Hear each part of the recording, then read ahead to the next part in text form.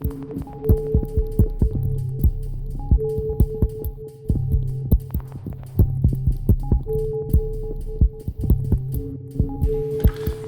afternoon, everyone. My name is Simone Farresin, and together with my partner, Andrea Trimarchi, I'm the founder of a design office based here in Milan and Rotterdam called Formafantasma.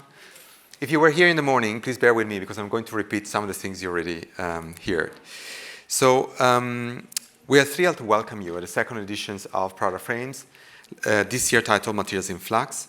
And for the people who are not familiar with Prada Frames, we conceived it in conversation with Prada and Mrs. Prada as a transdisciplinary symposium looking at the complex relationship between design and the environment.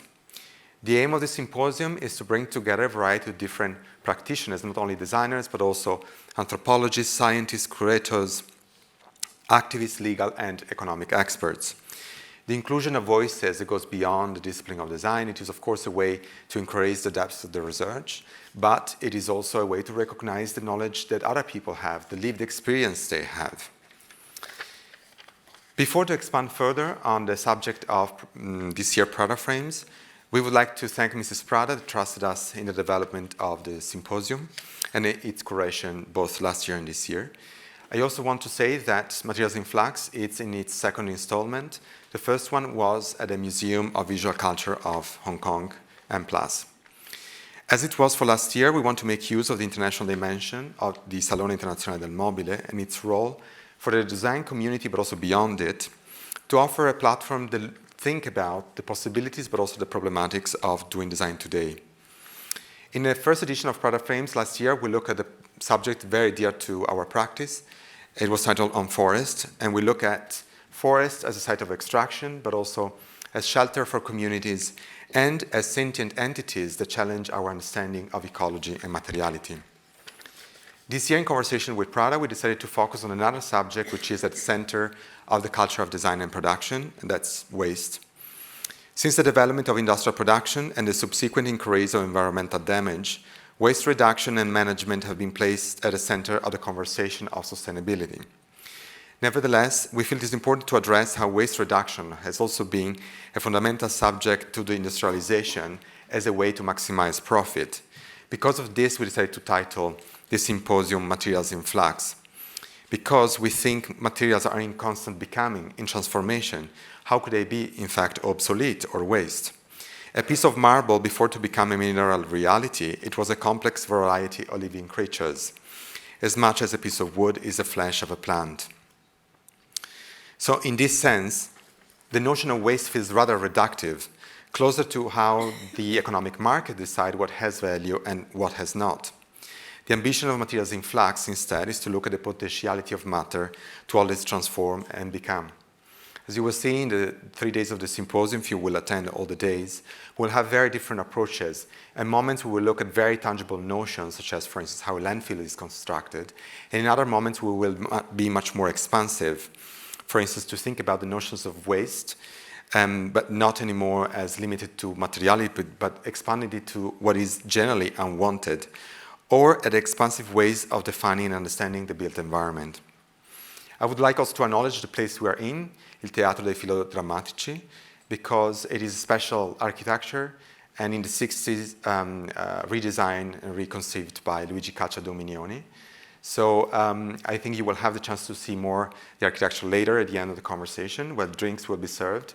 And also the conversation between you all and the speakers can continue, because there will now be time for Q&A.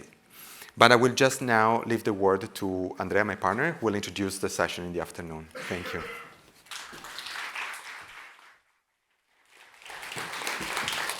Hi, hello everyone.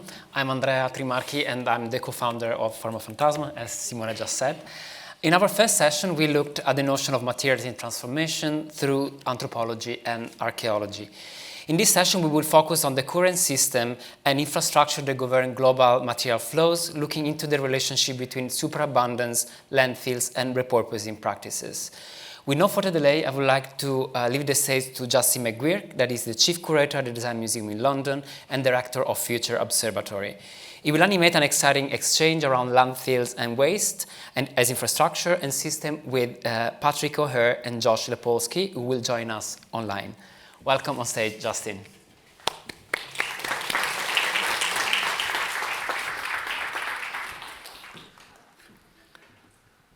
Hi everyone, pleasure to be here. As Andrea said, I'm Justin McGUIRK, Chief Curator of the Design Museum and Director of Future Observatory, a national program of design research supporting the green transition, which is based at the museum.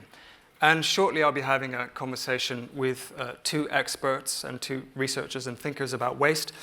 Patrick O'Hare, who's on the stage with us, who is a UKRI Future Leaders Fellow at St. Andrews in the Department of Social Anthropology, who specializes in the economies of waste. And joining us from Canada on screen is Josh Lepawsky, Professor of Geography at Memorial University of Newfoundland and Labrador, who's written two important books on waste, one, Reassembling Rubbish, and most recently, Discard Studies with Max Liboiron. I'd like to start by thanking Andrea and Simone for letting us focus on waste for a moment, because it's a topic that no one really wants to think about, and yet it's absolutely central to the way we think about design and its relationship to society, economy, and of course the environment. Economists will tell us that waste is an externality. It's outside of our primary concerns. And I would like to say that, in fact, waste is an internality. In other words, it's both in us, it's in our bodies. There's plastic waste in my body and in your bodies. And if you go 3,000 meters deep into the ocean, you will find microorganisms with plastic waste in their bodies. So this idea of a kind of nature-culture divide that is somehow pure is a fallacy, because they are, of course, integrated now. And therein lies the challenge of kind of unpicking these different entities. And the other thing is that we tend to think of waste as things that we produce, as post-consumer waste. And as Josh will no doubt tell us later, most waste happens before you even consume anything. So it's happening during extraction and during manufacturing and production. It's less the problem of what you discard. However, the whole culture revolves around us and our personal responsibility, when in fact we need to really look at the reduction of waste during the production of things and in the system of production. And that's why design is absolutely crucial. And that's why in late 2021, we staged an exhibition at the Design Museum called Waste Age. Now, there is a tradition in history of defining our existence in material ages, from the Stone Age and the Bronze Age to the Steam Age and the Information Age.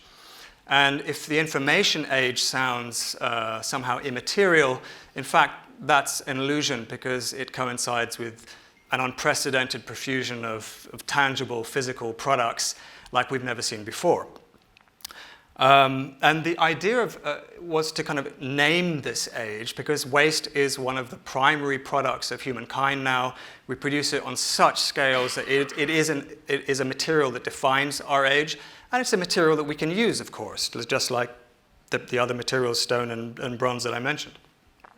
And the exhibition was really about how design and designers are rethinking their own practices to make waste absolutely central to their concerns, as it needs to be, because, as I mentioned, because it touches on economy, society, and the environment, it's a topic with radical potential. It can change fundamentally the way we think about those things. And it needs to change the way we think about design. And the other thing to say is that waste age is another way of saying Anthropocene, because if Anthropocene is a geological term, it's talking about the next geological layer. And the next geological layer looks something like this, which is a hybrid material of rock fused with plastic. It's called plastiglomerate. And this is what we're trying to avoid by how we design and manufacture going forward. And I said it was designed as an externality, and that's because we've always marginalized it. That's psychologically and physically, we have placed waste where we don't want to see it, which is generally where poor people live. We've sent it to Kenya, as you can see here, or to Ghana, or to East Asia, and we go to great lengths to keep it out of sight, as this project by MIT's Sensible City Lab demonstrated. When they put trackers inside various different kinds of waste to see where it went, we're literally shipping our waste across continents to keep it out of sight and out of mind. And it's not always being dealt with in the way that we would like to think it is. The other key thing to say is that waste is in many ways a recent phenomenon. Of course, humans have always produced waste, but the production of waste on an industrial scale coincides, of course, with the Industrial Revolution and the profusion of mass-manufactured products and mass-manufactured waste. But it really reaches its apogee after the Second World War with the rise of a consumerist middle class. And what's interesting is that we had to be taught how to waste. We had to be taught, and also, of course, we're presented with miracle new products like plastic, which are cheap.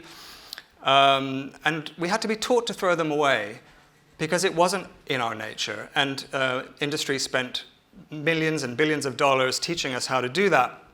And it was presented as social progress, that throwing things away was presented as just another form of social liberation, another form of reducing the drudgery of washing up, for example. And that is a system that we need to change, and of course we still very much live like that today. Now, you may think that this was an exhibition about recycling, and I'd like to challenge that thought, because of course recycling is incredibly important going forward. We need to use the materials that we've put into the environment. And so there were plenty of examples of chairs and sneakers and other things made from plastic reclaimed from the sea. But we're not going to get out of this crisis by recycling. And in fact, recycling in many ways just validates the production of virgin plastics.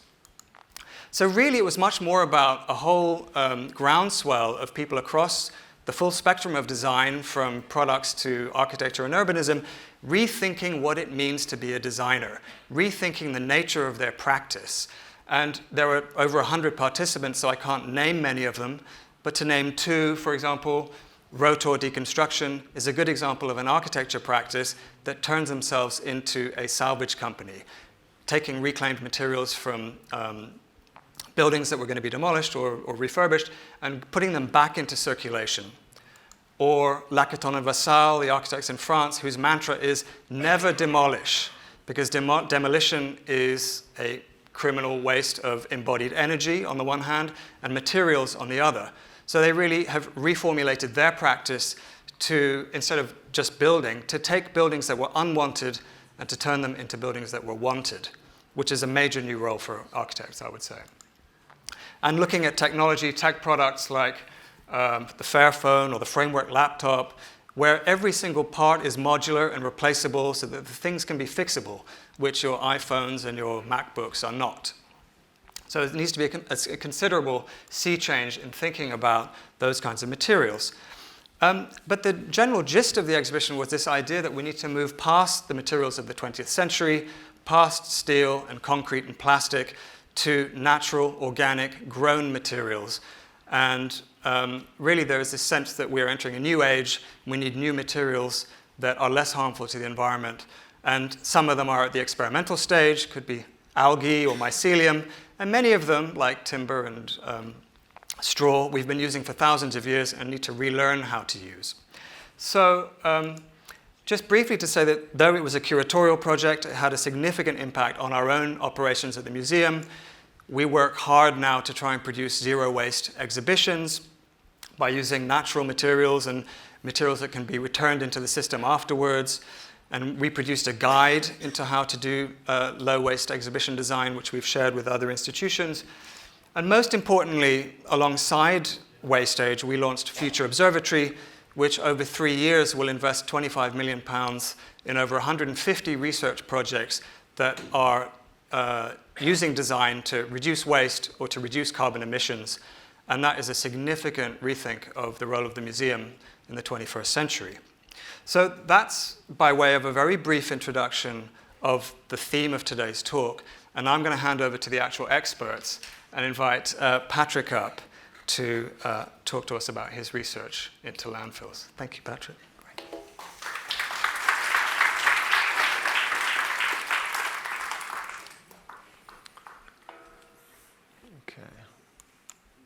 Great.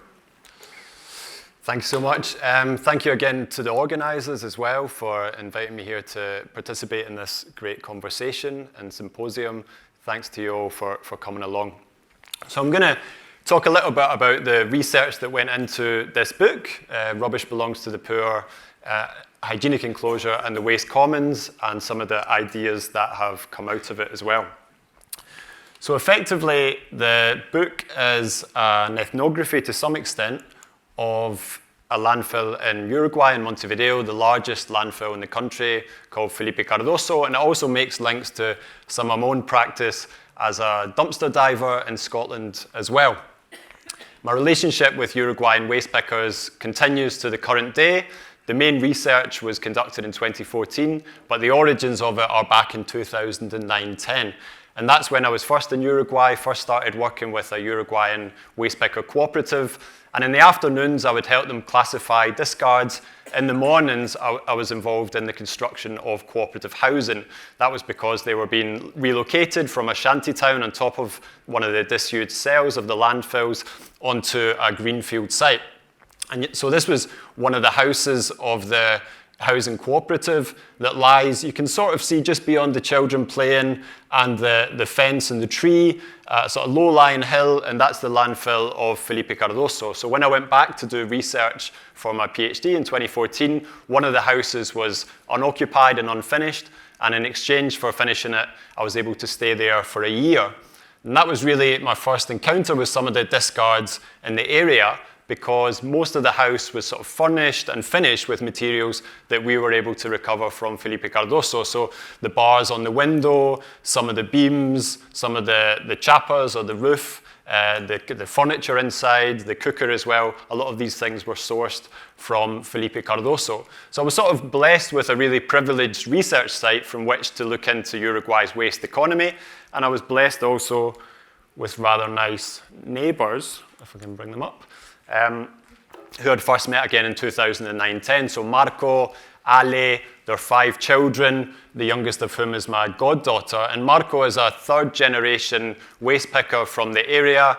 He's the son of La Gorda Torre, who in her own words was more macho than the men, and who'd brought up Marco in a cart alongside her while she recovered materials for their subsistence and for their sustenance.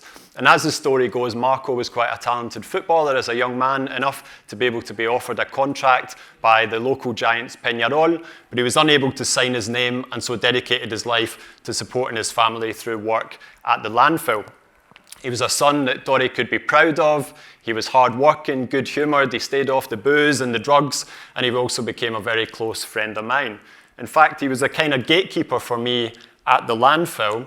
And any time that other waste pickers or maybe the municipal authorities would ask about my presence, I was told to respond to them, "La cantera no tiene dueño," or the landfill or the quarry has no owner. In the morning, Marco and I would have a few mates, we'd hop on our scooters, we'd scoot down to the landfill about 500 meters away, stash our scooters in the woods, and then make our way through a perforated hole in the landfill fence. And we make our way towards trucks like these, this one particularly coveted because it came from Uruguay's only steel forge, and so it brought discards which were made up of non-ferrous metals, copper, brass, aluminium, which were high value, and this truck could support around 12 families just from its daily arrivals. Mostly waste pickers working in pairs or in 3s or 4s would complement the recovery of metals with a concentration on a particular stock recyclable, so cardboard, PET bottles, low-density polyethylene. They collect white paper, and they'd also collect a category of goods they called requeche, or leftovers, and requeche basically referred to materials that they would take home for subsistence or distribution in the local economy through kinship networks. So it was things like clothes, it was food, it was building materials, it was fuel, and so on. And so this was something that really sort of captured my attention, and I began to develop more theoretically as well. Now, we started work early, about 7 o'clock. By 11, we were a little bit peckish. We'd get a little fire on the go. No time to do a big Uruguayan asado, so we needed some fast food. And what better fast food than the delivery from the local McDonald's that would come in around this time? Food that had been prepared but hadn't been sold would be dropped off there. We'd heat it up under the fire and enjoy probably the only time in my life that I'd indulge in a wee McDonald's. Now, it was also kind of, the McDonald's deliveries were sort of indicative of the type of goods and materials that would arrive at the landfill. They'd arrive in vast quantities, they'd arrive on time, fairly regularly. They were no longer commodities, but very often they could still be consumed. So this applied not only to the category of requeche, which involved food, but also, as I say, building materials. And in this instance, this has a particular memory for me, because you can see not only the pallets that are used for the fence, but also remember that it just so happened before this family birthday, a huge crate of beer had sort of serendipitously arrived at the landfill and we were able to enjoy the festivities alongside that. And it was the fact that waste pickers could clothe themselves, build houses, recover food from the landfill that made me think of a parallel, which is a central argument to the book, between modern landfills and what were called traditional rural English or British commons. So rural landscapes like forests, fens, and fields where underprivileged, vulnerable communities would be able to extract goods for their subsistence and establish customary rights to be able to pull those materials from their environment. So I started to think, is this something that waste pickers in Montevideo are doing? Are they a vulnerable community who now only have access to an urban commons that is constituted by waste? Now, partly I also thought of this because of stories that the older waste pickers, such as La Selva, pictured here with her grandmother and in the portrait, and then also her grandson, told me about how they first found their way into the waste trade. So in the 1960s, La Vieja Selva had been abandoned by her husband who was in the military. She had a couple of kids to look after, and she rather cryptically heard about a place where they were throwing and you could collect. So she found her way to one of Montevideo's landfills, and there she first established a tent, and then a shack, and then built a house. And those days are remembered fondly by her as being a time of what she called la cantera libre, the free landfill or the free quarry, where they could earn an honest living, recover materials without being harassed by police. Unfortunately, subsequent to that and during the Uruguayan dictatorship and up until the current day, police have been centered and stationed at the landfill. Fences have been erected, police dogs, police horses, guns and arms and so on, and waste pickers have had to struggle and resist in order to be able to continue accessing those materials, but they do so with a memory of la cantera libre, when they could access these materials freely and without harassment. Rubbish, they say, belongs to the poor. La basura es de los pobres. And this, the title of the book, was particularly taken from a demonstration that I attended where waste pickers and their union, alongside the horses, their families, cut off access to one of the central arteries of the city, the iconic El Cerro fort in the background here.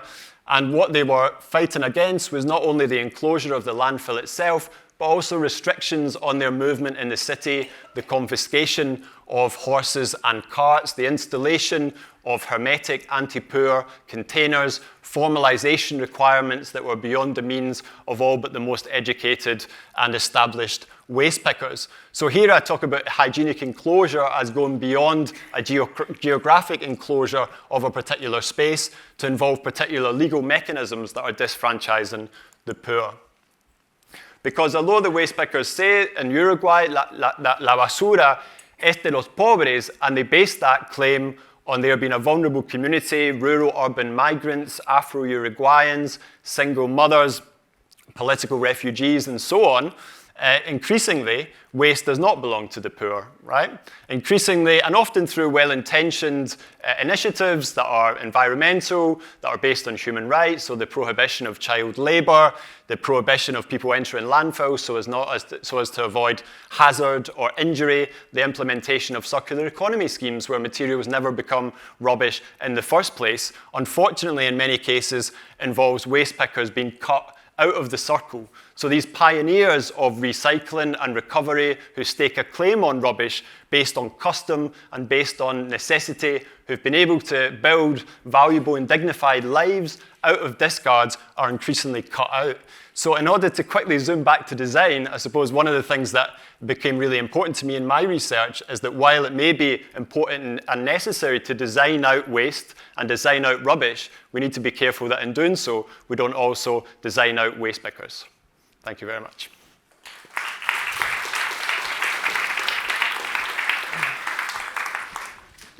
I think we're going to go straight to Josh. So I've introduced you. Great. I'm just testing that audio is okay before I dive in. We can hear you fine. Great. Okay. My thanks to the organizers for the invitation. I wish I could be there in person. Circumstances dictate otherwise. And since I'll be missing the discussion afterwards, I hope that if anything that I'm discussing is of interest to anyone in the audience, please feel free to contact me there after the talk. So my talk today I've titled Scale, Magnitude, and Action because I would like to, I hope, highlight some concepts through empirics related to my research that are or may be also relevant for designers in a number of ways. I myself am not a designer, so I'm having to imagine what may or may not be useful to designers, and I wanted to focus on these concepts of scale, magnitude, and action, and empirically sort of pull those concepts through the electronics sector, which is really the basis of my research, broadly speaking, what I might call an environmentally grounded analysis of the electronics sector, from extraction of minerals all the way through manufacturing and eventual use and post-consumer discard. One thing that I like to pay attention to is that discards from electronics happen at all phases of their existence, as I say, from extraction right through manufacturing and use. So let me turn to the first concept, scale, and I'll ask for the next slide, please. So I think for many of us, at least in the Anglophone world, when we use the word scale, oftentimes we are talking about differences in size. But in the research that I do, I find it useful to distinguish scale from magnitude and think about scale not as differences of size necessarily, but to define it as relationships that matter. And to try to illustrate what I mean, imagine, if you will, you come home to a overflowing bathtub in your house, which you forgot to turn off in your rush to leave, perhaps for work. And you come home to find it overflowing. One way you could solve that overflowing problem of water is to grab a mop, run around the room and try to mop up as much of that spilling water as possible, as quickly as you can, to try and stop it from, let's say, harming the rest of your house. But of course, a probably appropriate thing to do first would be to turn the tap off. And this matters, this sort of metaphor of the leaking tub there, the overfilling tub there, and the idea of scale as relationships that matter is illustrated, I think, by the difference in size between yourself, the mop, the teeny tiny water molecules, the tub itself. Size is sort of beside the point. It's the relationships that matter, and you need to turn that tap off first before you can, as it were, start cleaning up. Now, if that understanding of scale as relationships that matter is more or less clear, we can use that to start making some differentiations that are important within, we could call them waste flows or pollution flows. Next slide, please. So if you think of that tap as the inflow of pollution upstream in mining and manufacturing, that is where by far most of waste, pollution, etc. arises, and I'll talk more about that in a few minutes. Downstream pollution is those puddles on the floor. We can use that distinction of downstream pollution and waste to think about perhaps what you and I as individuals get rid of when we put things in the bin, whether it's everyday trash or perhaps our recycling, or depending on where you live, even your obsolete electronic devices that you may put in a collection bin. Next slide, please. Now, this image there starts to illustrate some of the problems that we heard Justin talk about earlier about the consequences of an overly tight framing of action to reduce waste when it is directed to what to do with post-consumer electronics. So that number, 3,862 kilotons, is an actually reported number from the EU of what is of electronic waste, post-consumer electronic waste collected from households in the EU. And that is where a great deal of policy attention, and even I would argue a lot of design attention, is focused, is how to reduce this part of overall waste arising. But here is, next slide, please. Here is where we start to come to grips with some of the problems between mistaking post-consumer waste with other relationships that matter. So on the left-hand side of the screen is a figure for waste, mining waste arising from a single copper mine in Chile in a year, 109,000 kilotons. It's an actual mine, Chuquicamata. My apologies if I'm mispronouncing that. As I say, one of the largest copper mines in the world. This is its own reported waste arising at the mine. Now, you probably see differences in size and are wondering perhaps why I was trying to make a distinction about scale as relationships that matter.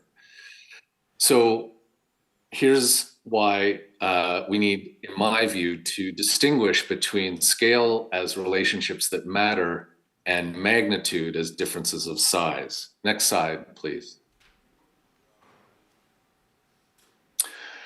So as designers, you may focus on particular phases of making devices. And what I want to point out here is that a 1% reduction in waste arising at the mining phase at this single mine in Chuquicamata, or at Chuquicamata, if you could reduce that waste by 1%, that would be the same as reducing the post-consumer e-waste arising in the EU by about 28%. This is why differences of magnitude and scale really matter. It's important to think about, where does your action as a designer touch? And how might reorienting where your action is directed could actually have much more substantial effects. If we go forward into the next slide, again, just to make the point, this is waste, the sort of factory icon there you see there, that is waste arising in the EU at the manufacturing stage of electronics that are manufactured in the EU. Although we may think of a lot of electronics manufacturing being offshored, there's still a significant amount that is domestic to the EU. And again, a 1% reduction in waste and pollution arising in the manufacturing stage winds up being well over almost 5% reduction in post-consumer e-waste at the household level in the EU. Next slide, please. Not to belabor the, oh, sorry, okay, we're gonna move forward one more, that's okay. Let me now move on to the question of magnitude. We've been talking about scale as relationships that matter. Let's now move to magnitude. So this map that you see on the screen maps the emissions of hazardous materials or chemicals at the facility level for all electronics manufacturing sites in the North American Free Trade region, so Canada, US, and Mexico. Obviously, the US really pops out there because most of the facilities and most of the pollution arises in the United States, but there are a few in Canada and several along the US-Mexico border. On the top left of the screen, you see the scale there. So the circles are proportionate to kilograms, and the largest circle is equivalent to 35 million kilograms released. Over on the left-hand side of the map, you see I've labeled Silicon Valley. Of course, we associate the tech sector with that location, Silicon Valley.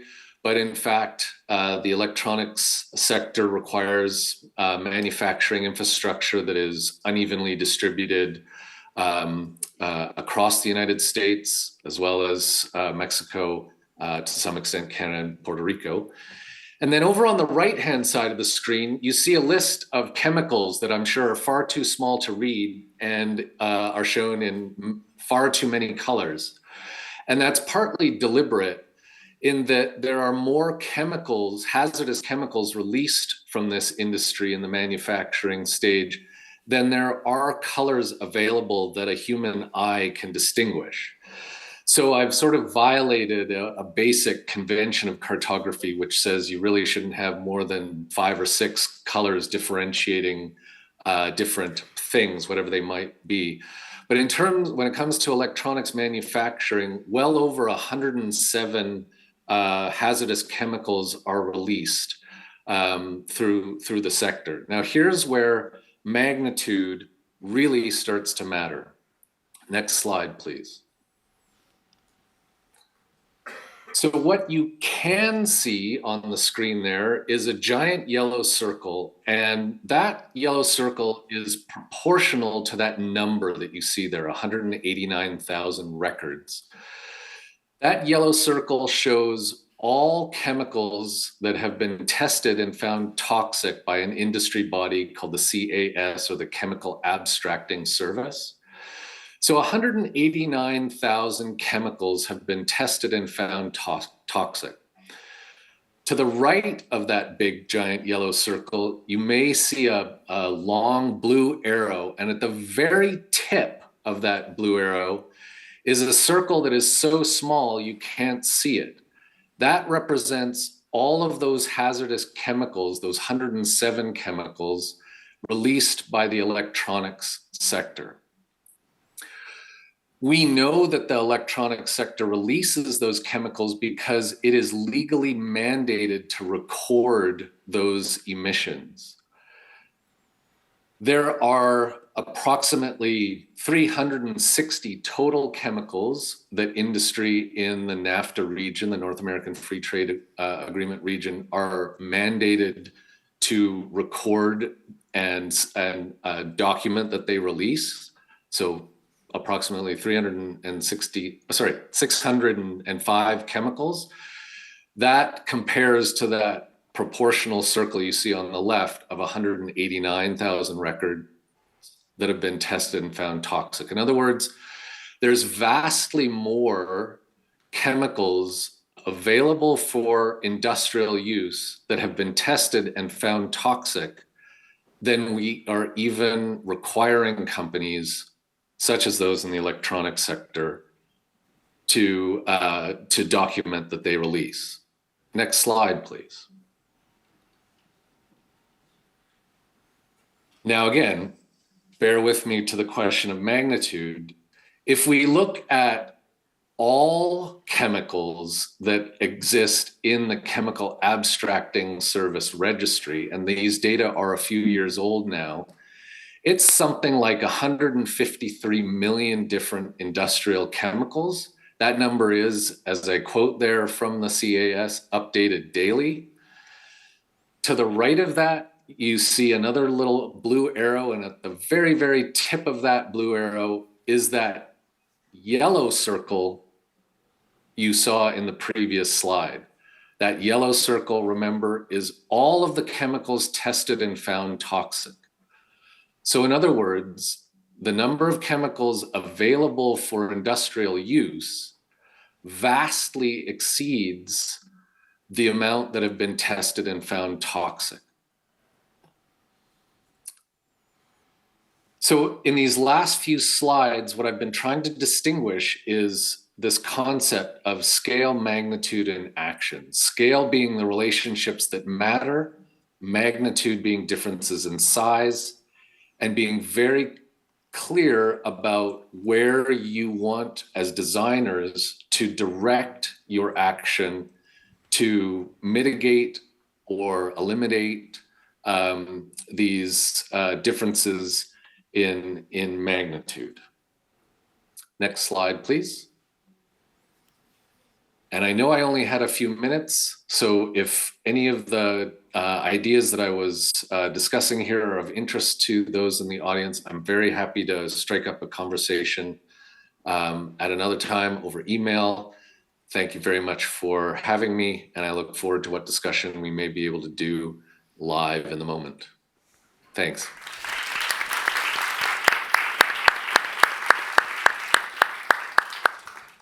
Thank you, Josh, for illustrating the scale of the problem so clearly, and thanks to you, Patrick, for your own experiences working with waste pickers in Uruguay. So I started out by saying that waste is an internality, and I gave the example of how it's become integrated into our bodies and almost every body. But the other way that waste is an internality, of course, is that it's internal to our economic system. So capitalism demands waste because of growth. There is no growth without waste. So if we keep that idea at the back of our minds, it reminds us how radical the potential of waste is as a topic, because it challenges everything. And maybe we'll come back to that in a second. The starting question, to bring it back to design, is from both of your experiences, how does your study of the waste picking sector in Latin America, Patrick, or Josh, your study of pre-consumer waste, how has what you've learned been useful? Could it be useful to manufacturers and designers? In other words, what do manufacturers and designers need to learn from what you've learned? Should I go first? Start with you, Patrick. Great. Well, I'm really interested in the concept of grassroots design, sort of design and circular economy from below. And, you know, I've researched various instances in places like Argentina, particularly in Brazil, where waste pickers themselves have become designers, right? Have managed to design new products out of recycled materials in quite precarious circumstances, often, you know, in accordance with the idea that, necessity is the mother of all invention. So in my more recent work on plastics and the circular economy, I've been quite keen to press the point that waste pickers shouldn't only be thought about as an after effect, right? Just because you have to think of waste at the design stage and design it out, you also have to think of waste pickers when you're designing new systems and when you're designing new products, and give them the recognition and encouragement that's due when often they are innovating with particular problematic materials. And, you know, for instance, there's a case in Buenos Aires, in Gran Buenos Aires, where waste pickers managed to innovate with polystyrene. I'm not sure what it's called in Italy. It seems to have a different name in every country. In Argentina, it's called Tergopor. But then they're very rarely given any sort of kudos or recognition or circular economy prizes for that. Whereas private companies in the south of Argentina and Tierra del Fuego have also been innovating and finding replacements for polystyrene and have been scooping up sort of national rewards and so on. So I think it's thinking not only what designers as separate from waste pickers can learn, but also thinking about waste pickers as designers and innovators in and of themselves. Thank you. Josh, what do you think manufacturers and designers need to learn from what you've presented? Yeah, so I think one of the key things is to be very careful when recycling enters the chat, as it were. I think while there's nothing, when I give talks like this, one of the worries I have is what people hear is, okay, recycling is useless, don't do it. And that really isn't what I am trying to convey. What I am trying to convey, though, is that recycling in the post-consumer sense is mismatched to what most people are thinking about as the overall waste problem, the aggregate waste problem. So I think from a designer's perspective, it's really important to think very carefully about what do you as a designer or a design team have control over in terms of change. When you are thinking of design, are you thinking about design of a device kind of on its own and abstracted away from an industrial or manufacturing system? Or are you thinking about the design of a device as one aspect of an overall system? I think concretely one thing to be aware of when recycling is put forward as a possible solution is that, the history of recycling teaches us that while industry was very resistant to recycling in its early days, let's say, and well, this is largely US centric, but let's say in the mid to late 1960s, that resistance was overturned when industry figured out that what recycling let it do was, instead of moving products or goods into people's homes or into their hands, recycling enabled them to move products through household, right? And through people's hands. So in other words, recycling can be, and often is, a bolster to disposability, even as it presents itself as an apparent solution to post-consumer waste problems. Manufacturers, I think, the shift to using recycled materials in manufacturing is certainly, of course it happens, but it needs to be increased substantially. But that is much easier said than done, in that there is a great deal of logistical questions around where the materials that are recycled to be used in manufacturing, where they sit relative to the manufacturing infrastructure itself. So it's easy to say, much harder to put into practice. But again, it's about being cognizant of matching up what you want to achieve as a designer or a manufacturer in terms of waste or pollution reduction, and where your actions actually link up to. So, in other words, manufacturers are effectively using recycling for their own benefit to some degree. Maybe they're making a tiny difference. I notice this a lot in fashion, actually, where you feel like companies like H&M spend a vast portion of their marketing budget talking about the 1% of recycling they're doing, not about the 99% that they're not doing. How do you get, I mean, bluntly, how do you get industry to change? Patrick?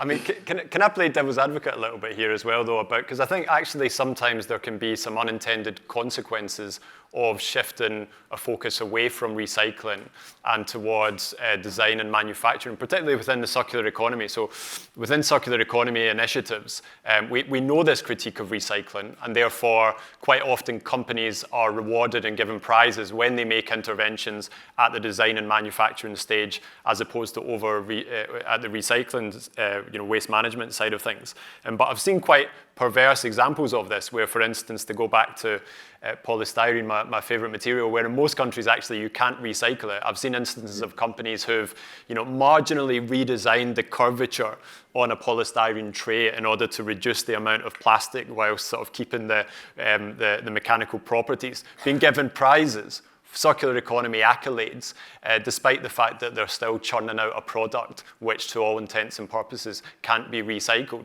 And what does the company say? Well, they say, well, we can only change what happens inside of the factory. We can only make the factory sort of waste-free and zero waste and circular. And then when the product's out there, it's the job of the consumer, it's the job of municipal governments, and so on.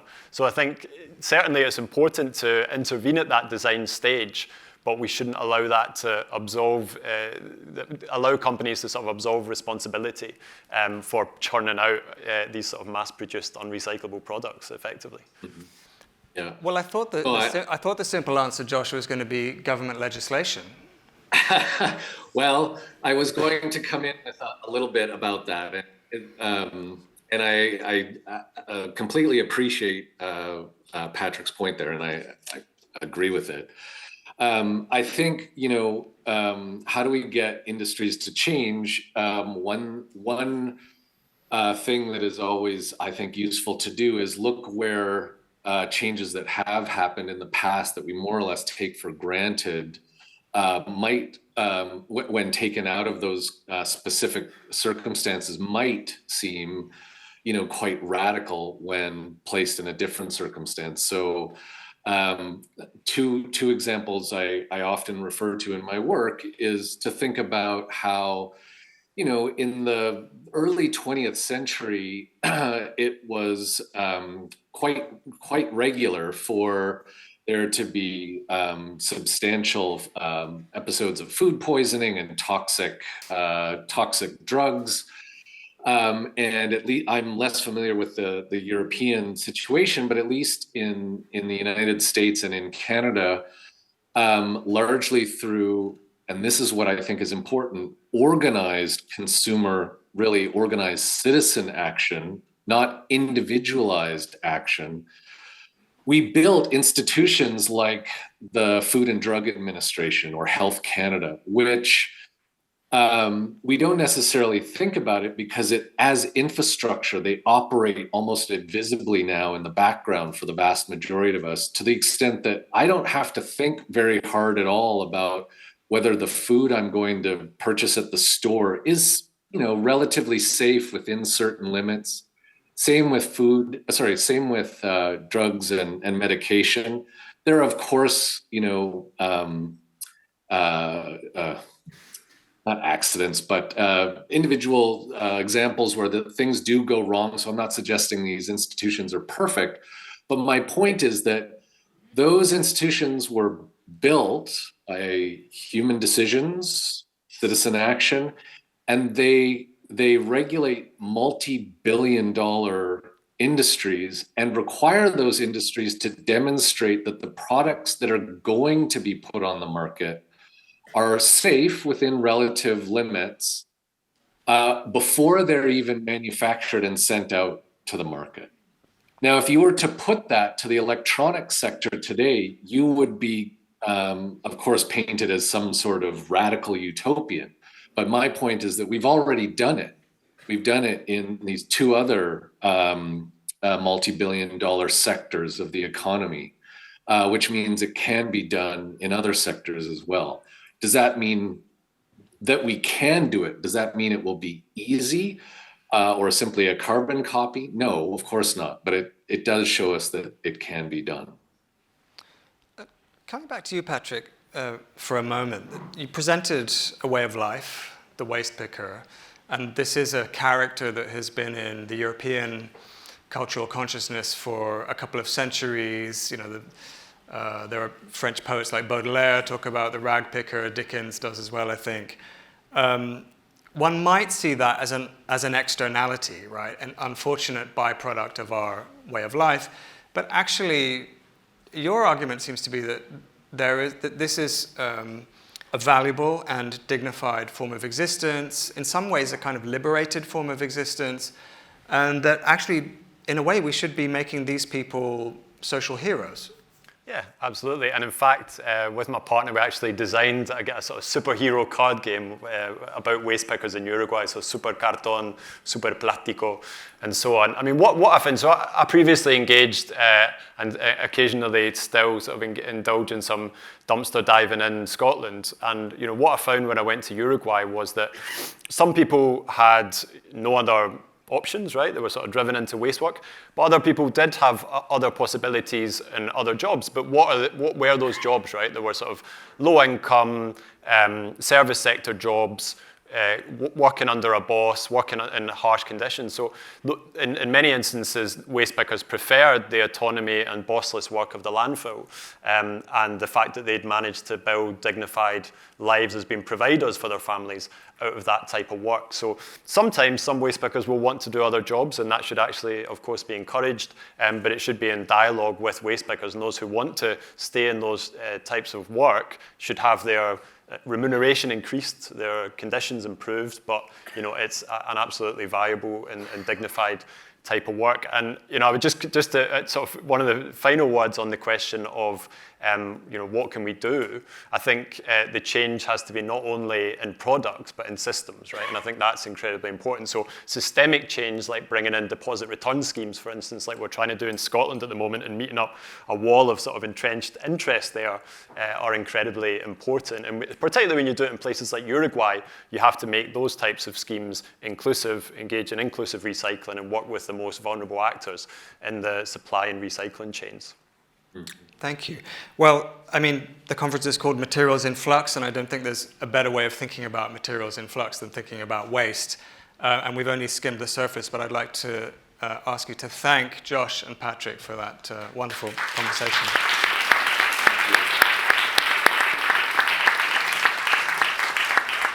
And I'm now going to hand over to Elvira, who's going to steer us through the next session. So over to you, and we'll exit over here, I guess.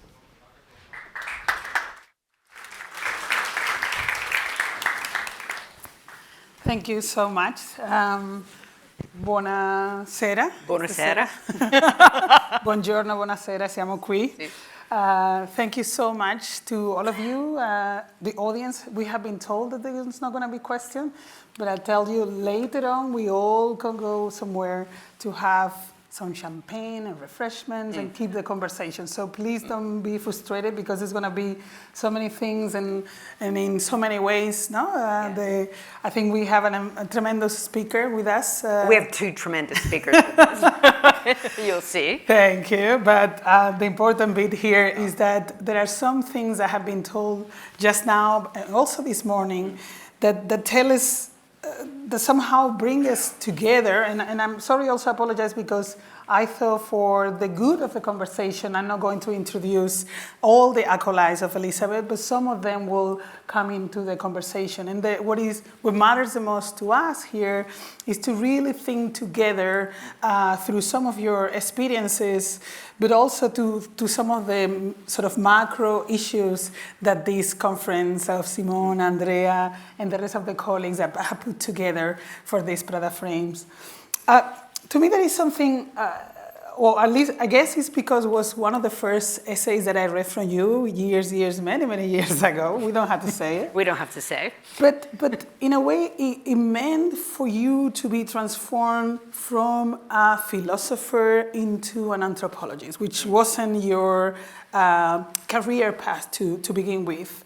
And it all come collected to the audience, I will say, that's all the experiences that you went through in a beautiful piece called Do Rock Listen, the cultural politics of apprehending Australian Aboriginal labor.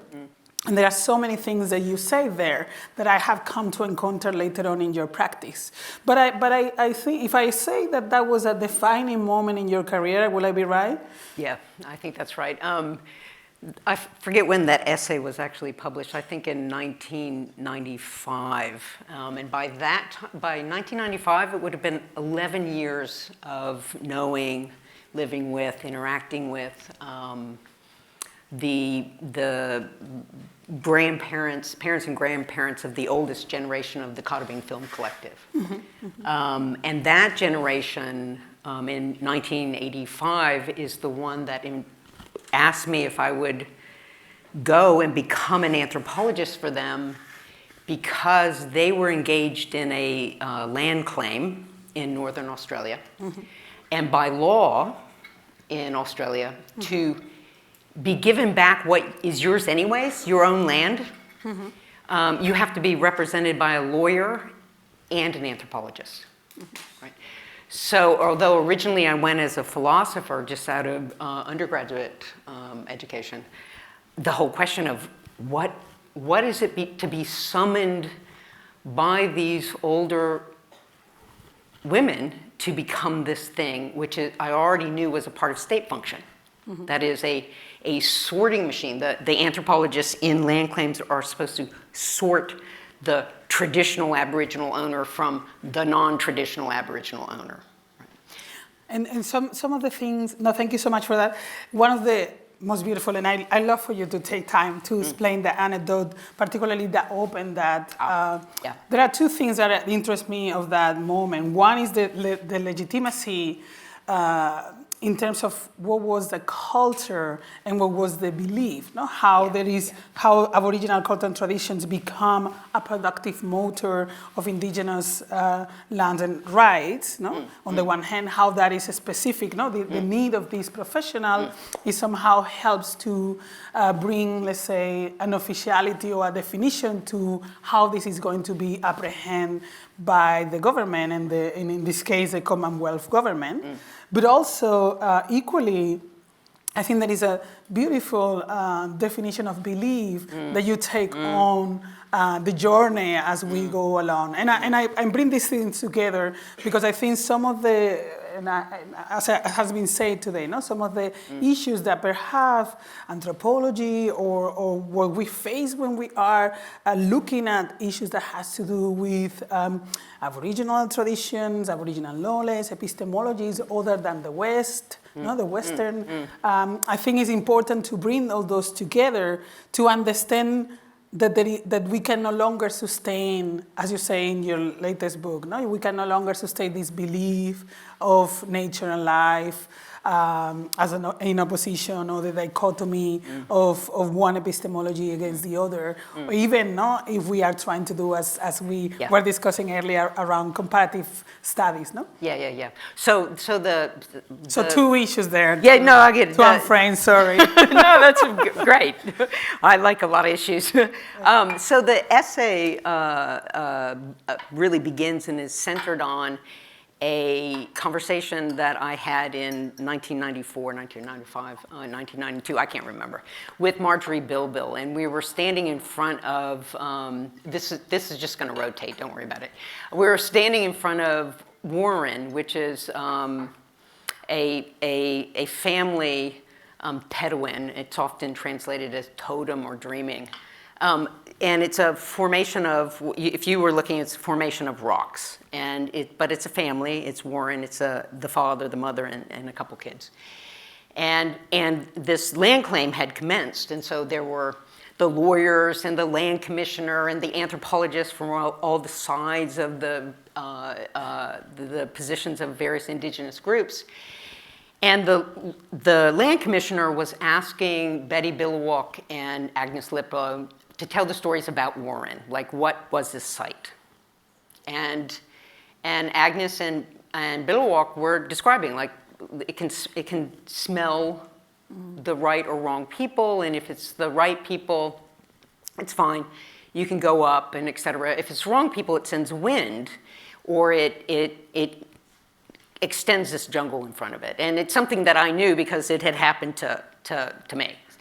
But I was standing with Marjorie Bilbil, who was about probably 54 at the time, and she looked at me and she said, she called me mom, daughter, so mom. She said, Mom, does that land commissioner believe Warren believe him savvy people, does he believe the rock can sense and smell the correct or incorrect people? And I said, well, I think he believes that Betty and Agnes believe, but I don't think he himself believes that rock can speak. And we were talking, and I said, but in a land claim, as far as I can tell, all that matters is that he believes that you believe, and it's most important that he believes you believe something that for him is absolutely impossible. Because in these land claims, what the government is sorting is a form of cultural difference that can be fetishized, that can be like, whoa, what could it be to be a person and believe that a rock can listen, oh, you know. And so this idea of belief versus factuality. And these moments, and was one of many, many moments like this, but that one was particularly powerful, really made me think, what is the function of anthropology? So the function of anthropology to translate belief across, you know, like epistemic territories, is the function of anthropology to prove that what Marjorie Bilbil or Billowalk or Agnes Lipa was saying is true in the sense I can use a semiotic I can reformulate semiotic theory to demonstrate that rocks and winds and sands and trees are semiotic agents. Therefore, see, look, I've used Peircean semiotics to prove that what they're saying is right. And if I'm doing that, what am I actually doing? Am I just reestablishing the authoritative grounds of Western epistemologies? Or is my function for this career that I was asked to be in to say they are in a kinship relation with this place, and being in a kinship relation in this way produces a particular kind of world, and my job is to help them keep producing it. Not to prove whether it's true or false according to our epistemological, but to really lend effort to keep this relationality in place. And we have Glissant to thank for the connection that we made to the poetic of relation, but also to the capacity of opacity, I will say, no? Not to be, he said, then no one should be imposed to a truth that hasn't chosen for him or herself, no? Yeah. And I think that's very important, and I wanted to bring some of what you were saying, that you are at that very moment working with Caravan Film Collective, which now is also Caravan Indigenous Corporation, and I wonder if you can shed some light, because I know you're coming soon with them to Europe to do several projects, and it will be interesting for perhaps members of our audience to learn more and see. These are some of the films, stills from some of our films. So this is Rex Edmonds, and this is from the Jealous one. Actually, Cotabing didn't start. Cotabing started sometime around 2009 during a very precarious moment in the life of the descendants of Marjorie and Agnes and Betty Billowalk, because this state form of dividing the real, traditional versus the historical, etc., had created severed the community that everyone lived in. And about 50 people had to leave. There was violence, struggle over resources, and about 50 people left. And it was out of that real precarious position that we started Cotabing. And the idea behind Cotabing is an Emmy-Angle term that means, it refers to when the tide's way out and is set to return to shore, and Cotakol is when it's up and it's about to go out again. But the reason everyone selected that term was that it was a way of saying that the differences amongst family members in Cotabing between, like, this group has, they know they're from this area based on how they're connected to, say, a sandbank or et cetera, that the tides connect the lands, that there's no way in which you can abstract out property from their foundational ecological and for us, Teruin or totemic relations, the way they constituted. And so Cotabing is a word in Emmy-Angle, but it's a concept.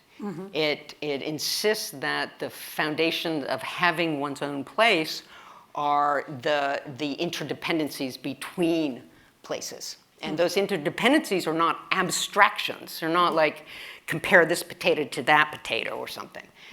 Instead, it's a real emphasis on the way in which, and again, glissons, in the way in which the histories of relationality that have emerged out of the colonial moment, emerged out of those European boats, crossing the seas and often transporting humans as enslaved workers in the hulls, how those relations have continually sedimented into places differently.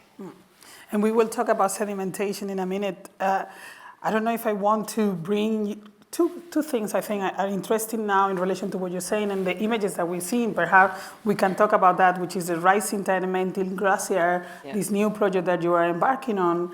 And perhaps we can take that and go to a last moment that I think links to your thinking to some others that are like, for example, François Vergès or Achille Mbembe or others that are working around a common earthly, the living world, right? Like all your project around ontology, thinking about all of us as a part of a whole that breaks hierarchies, in the way that the Caribbean collective does in the thinking, bringing both who we are, what we are in essence and materia, with the rest of the world that engage with it, Because at the end of the day, the issue around the listening of the rock, the capacity of the rock to have a sensibility is also linked to our not only belief, but our acknowledgement of that capacity and our acknowledgement of that sensibility, our acknowledgement of its being.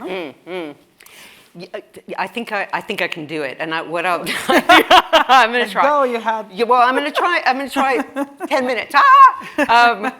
We have a little bit more. No, I know. I think we kind of spoil the clock. But we don't want to. I'm going to give it a try. So I'm going to quickly say something about sometimes we call it the Two Clans Project, and sometimes we call it the Rising Tides Melting Glaciers Project. So I'll say a couple things about that. And then I'm going to take it right back home to a particular area in the rising tides part to talk about material entanglements, but hopefully not in an abstract way. Because for us, it's very important that these are concrete relationalities, often based on kinship. But kinship to the more than human world and kinship across the geontological divide, that is, across the divide of life and non-life. Okay, so the Two Clans Project is really, really simple at its core. It's basically just astoundingly easy kind of thing to think. And it has to do with conversations that began in 1984 when I first went to Australia, first met the older generation at Belyuen, and they asked me, pretty simple, here's this random white, yet another random white person kind of showing up.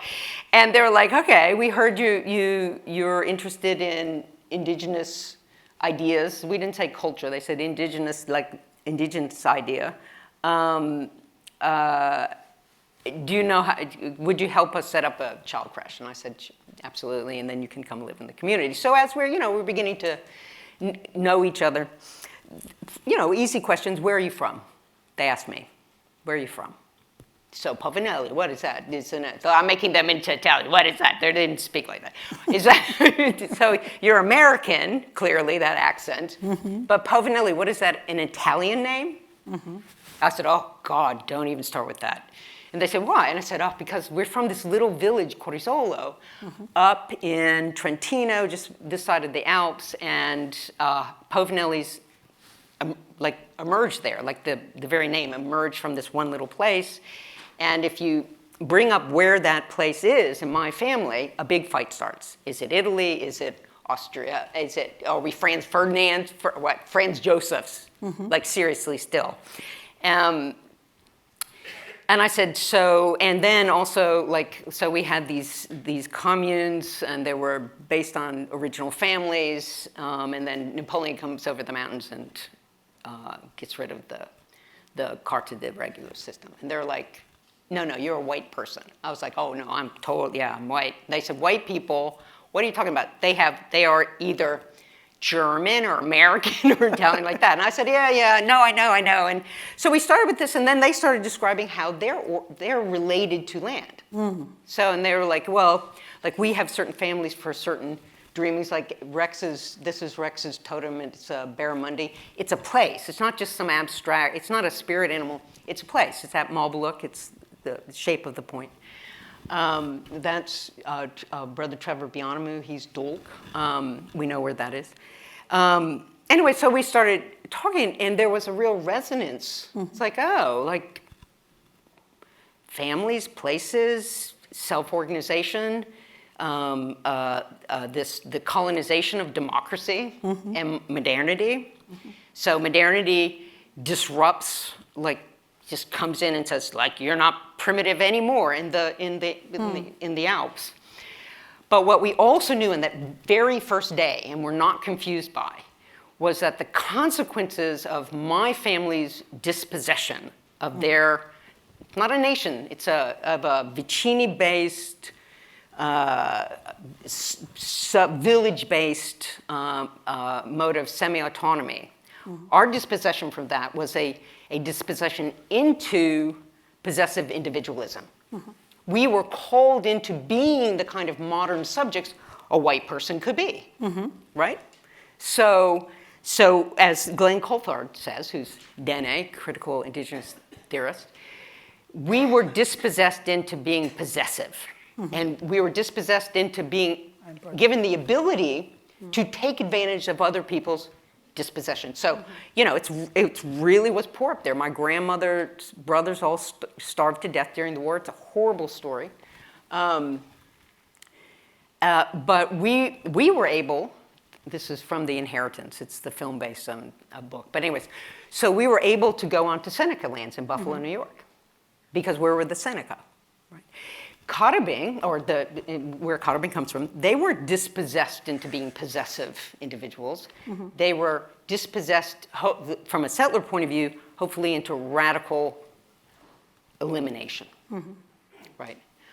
Or into, by the time we get to the 1970s, into being, so interesting, they give us a sense of what humans can actually think. Wow, crazy things like rocks. Right? Okay. So the two clan project, or the melting glaciers, rising tides, in the moment in which we're looking at what we call what in Europe sometimes we used to call the coming catastrophe of ecology. Mm-hmm. But from an indigenous point of view is the ancestral catastrophe mm-hmm. accumulating, simply tries to say, how do we not do a comparative project like what was it like in Corisolo in the 12th to this 18th century, and didn't we have kind of indigenous-like commons and compared to indigenous people carving? No. How do we think about these relationally? Both the differential incorporation into modernity and also the differential effects of the ancestral catastrophe, the differential ecological effects of the differential catastrophe. Okay. Now, geontology, sorry, that's also from, that's the Manifest Destiny. Then how then would that difference make? Yeah, what that difference? How the fail of the comparative experience, let's say, or the comparative study in this sense, how that leads to the project that you're dealing with now. Right, because the project would continually say what are the possible strategies and tactics that the different relations to this catastrophe have. What room for maneuver now? Let's go back to the geontological divide, but concretize it. So the melting glaciers is, in my Povinelli, I'm a Simonaz Povinelli, it's kind of Scutum or clan. The rising tides part has to do, here, this is our most recent film. I always play the bad white person because I'm the only white person in Garbe.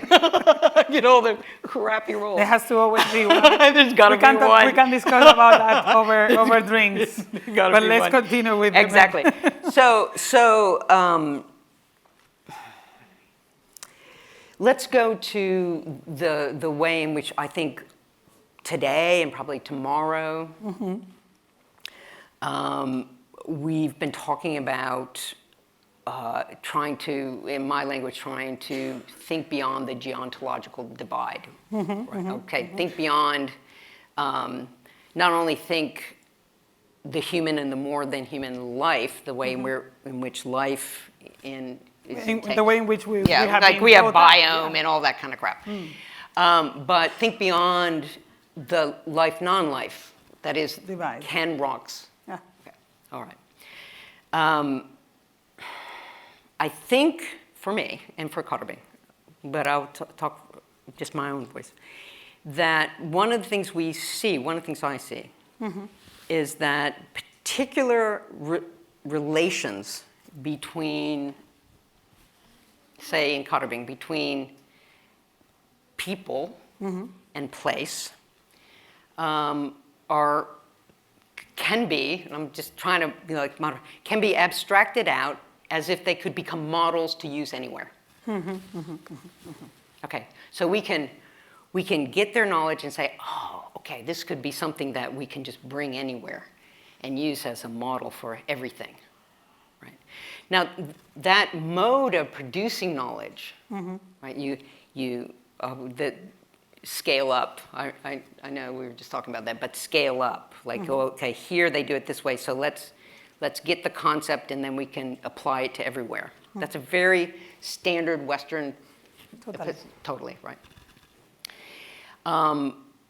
Carby says you can't scale up from what we're doing. When we're saying Warren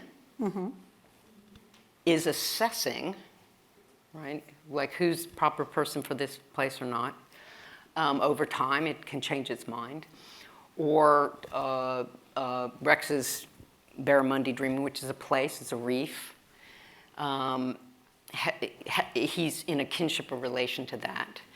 That means that for him to stay in his shape, literally, that place has to stay in its shape. He has to try and keep the reef in a particular form. And that reef is in its form because of how it's related to this other place down over here, right? So the geography itself is related to each other. Now, one of the difficulties, and we talk about it when we're together, because we will be going around in a couple weeks. We'll be in Vienna and Munich, or 8 of us will, Munich and Venice, and back up to my village, Corisol, is the question of, well, how are you working to belong, not in the abstract, but to particular places, as these either are kept in place or pulled out of place because of their relation to other places, right? And so it's a radically materially relational system that thinks about the sedimentations of history in those radically leveled, right? It's not anything that goes, not only think about it, but goes beyond it. Goes, practices it.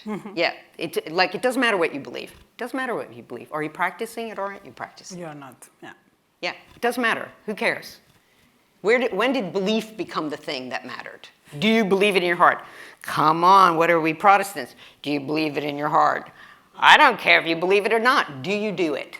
Do you keep it in place whether you believe or not? Right? And so part of what we've really found interesting, and hailed as the white person, and then with the anthropology label stuck on me, is always, well, Beth, do you believe it? Do you believe that rock glisten? Do you believe that Mabaluk, this area, this reef, is here in this shape because these two other fish over there that's still going on, one of them came over here? And I say, belief is not the issue. Why is belief the issue? I act in relation to my kinship with Karabing to try and keep this place in its form by interacting with, other places to try and keep them in that form. It doesn't matter, So it's trying to go beyond the geontological divide as we go beyond the kind of epistemological frames that are always forcing us into saying, well, they believe this, they believe that, as if belief was what was at stake. And can we extract from it your definition of geontological power? Can we do that? So if those of you who don't know, and God bless, why no, we have 43 seconds left. We will take 3 or 4 more minutes because 38 seconds. Okay. We will take a few minutes. Yeah, no, that's fine. Because I think it's important to understand where your knowledge is bringing. I say, for those of you who are perhaps familiar with Denis Ferreira da Silva, notions of corpus infinitus, or maybe Achille Mbembe, notions of general ecology. I mean, this take on the you mentioned too, no? You say either geontological power or geonto power. Yeah. And I think the way in which what you have been saying sit within definition of what you consider the geological power to be in relation, for instance, with biopolitics. Yeah, that's right. Are critical. So I really, I think we need to at least get home with that definition clear. I think that's right. And it takes us, it's beautiful, thank you. You shaped this whole conversation in a gorgeous way. It takes us right back to do rocks, can rocks listen? Because for a very long time with my Belyuen and Karabing colleagues, I wasn't given the chore of translating them for others. I was given the chore to help side by side try and figure out the nature of settler power. That was very explicit. It's like, help us understand why Badago, we say Badago to white people or settlers, say that they're recognizing us, but clearly they're not acting on the basis of what we're telling them. So the focus was not on Karabing, it was on the state and its ideologies, liberal state and its ideologies. And that's, I think, very important. And so for a very long time, we were like, we're thinking about it, and this rock, the sandbank was so fundamental. And so, the conversation's accumulating, and in Geontologies, the book, I make the case that if you're standing alongside, this is one of my great-granddaughters, if you're standing alongside Karabing, and you're looking at the governance of existence, then biopower, it's important, make, live, let die. But more fundamental is the division of existence, the absolute division of existence into the inert or non-life, those things that you cannot kill, because they have no life to them, and then life, and it's the weaponization of the hierarchy of life during the colonial period. Okay. Because that divide isn't in existence. It was weaponized to govern existence when Europeans started invading the world and literally sorting human beings into civilized or Stone Age people. And so Cottabing ancestors and still are Stone Age people. Why? Because they're inert. What happens when climate change starts happening, we're worried about the concretization of the world, the pollutants, the plasticity of the world. When we started thinking about the Anthropocene, was that suddenly this division of existence into non-life, things you could just do whatever you wanted with because they weren't alive, so you couldn't kill them, and the struggle over the hierarchy of life wasn't working for the West anymore, because that's what it was for. It was for creating routes by which certain material could be pulled out of certain places, toxicity left behind, and used to build cities, right, in Europe. But now, during suddenly climate change in the Anthropocene, oh my God, wait a minute, this division is wrong. Not only is existence not divided in this way in itself, but we in the West now see that it's dangerous to think like that. All right? So it's suddenly discovering something that people have been telling them forever. And they're only kind of like hitting their heads around it because they're being affected by the very nature of their practice. And so in Giotto power, the question for me is, okay, if the division of existence, life on the one side, non-life on the other, which has a long history in Europe, like you can pull it back to the Greeks and philosophy, but was weaponized during the colonial period. If it's not working anymore for the West, what new kinds of concerns are suddenly artists having, academics having, anthropologists having? What suddenly is making them interested in something? And how do we be very, very careful that now that this framework of power isn't working anymore, Giotto power, that we don't start just repeating or sneaking in new ways of reestablishing Western epistemologies. And here's where I'll stop. I fear one of the ways we have been sneaking Western epistemologies back in, and this is between Gaia and ground, is to recenter questions of ontology, for one thing, in which the question of what something is comes first, i.e., you ask what something is, and what are you doing? You're abstracting out of its material historical relationality and saying, what is this? What does it do? And then you put it back into history. What is that doing? That's reestablishing a Western epistemology called ontology. Rather than starting with Glissant, with experience. With the relationality of materiality that emerges, right? And so that's part of what concerns us in the Two Clans project, and definitely what concerns me. Well, very red light up there. Thank you so very much with this. Thank you, Elizabeth. With this appeal for a different kind of relationality, to look at the material for his relation, we're going to stop here. I mean, in this division stage audience, to go and taste some drinks, to all merge together in a single group.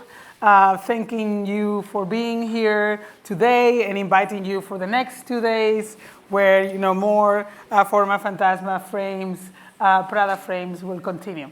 Thank you and good afternoon. Thank you. That was incredible.